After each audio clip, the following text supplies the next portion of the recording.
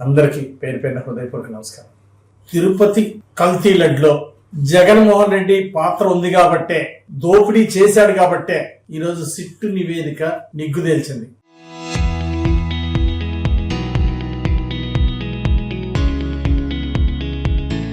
YCP పాలనలో చేసినటువంటి తప్పుల్ని ఈరోజు సాక్ష్యాధారాలతో సహా కోర్టు ముందు ఉంచింది. అందుకే దాన్ని డైవర్షన్ పాలిటిక్స్ చేస్తా ఉన్నాడు జగన్మోహన్ రెడ్డి. డైవర్షన్ పాలిటిక్స్ ఎందుకు చేస్తున్నాం? సుపరిపాలన చూసి ఓర్చుకోలేక, ఈరోజు 16 లక్షల కోట్లు పెట్టుబడులు వస్తే చూసి తట్టుకోలేక, అభివృద్ధిని చూసి ఓర్చుకోలేకపోతున్నావు, సుపరిపాలన చూసి తట్టుకోలేకపోతున్నావు. సూపర్ 6 పథకాలు సూపర్ హిట్ అయినాయి అంటే నిద్ర పట్టడంలా నీకు. నీ స్వార్థం కోసం హిందుత్వాన్ని, నమ్మకాలను నువ్వు బలి చేసి ప్రజలకు ఈరోజు క్షమాపణ చెప్పి నువ్వు బయటికి రావాలా. ఈరోజు ప్రజలకు క్షమాపణ చెప్పకుండా నువ్వు బయట తిరిగావంటే నీకు సిగ్గుసేడు. సిట్టి నివేదికని పక్కన పట్టించడానికి డైవర్షన్ పాలిటిక్స్ చేస్తున్నావు. జోగి రమేష్ రెచ్చగొట్టావు, అంబటి రాంబాబు, ఇదంతా జగన్ స్క్రిప్టే. నేను చెప్తున్నా, నువ్వు అంబటి రాంబాబుని, జోగి రమేష్ ని రెచ్చగొట్టి చంద్రబాబు గారిని తిట్టించింది నువ్వే. డైవర్షన్ పాలిటిక్స్ నీకు కావాలి. ఈరోజు అభివృద్ధిని చూడలేక, ఓర్చుకోలేక ఈరోజు ఈ డైవర్షన్ పాలిటిక్స్ చేస్తున్నావు. కల్తీ రెడ్డిలో తప్పు చేశావు, క్షమించమని అడుగు. అంతేగాని ఈ సిగ్గు లేకుండా డైవర్షన్ పాలిటిక్స్ ఏంటి? శివ రాజకీయాలు జగన్మోహన్ రెడ్డికి అలవాటే. అంబటి సార్ తిట్టించావు, ఈరోజు అంబటిని పరామర్శిస్తున్నావు. నీ కారు కింద పడి చనిపోయినటువంటి నీ వైసీపీ కార్యకర్తని ఇంటికి వెళ్ళి నువ్వు ఎందుకు పరామర్శించలేదు? దానికి నువ్వే సమాధానం చెప్తావు? ఇప్పుడు శివ రాజకీయాలు, ఎక్కడ శవం దొరికితే అక్కడ వాలిపోతాడు.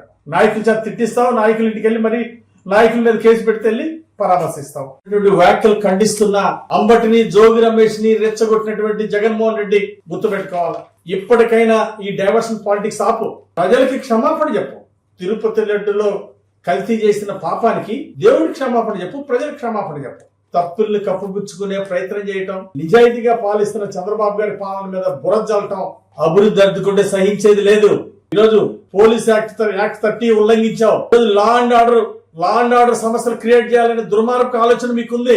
మీ ఆటలు సాగనేమో, గుర్తుపెట్టుకో, మీ ఆటలు సాగనేమో. లా అండ్ ఆర్డర్ కంట్రోల్ చేస్తాం, నీలాంటి దుర్మార్గ ఆలోచనల్ని నడవలేమో. అభివృద్ధి ఆశయంగా పనిచేస్తాం. అరాచకాలు చేశారు, ఒక్క కేసు లేదు వైసీపీ వాళ్ళ మీద. ఏంటి దుర్మార్గం? ఈరోజు సమర్థవంతమైన పాలన అందించడమే ఈరోజు చంద్రబాబు గారి పాలన లక్ష్యం. చరిత్ర సృష్టించినోడు ఇప్పుడు ఆ చరిత్రని తిరగరాయబోతున్నాడు.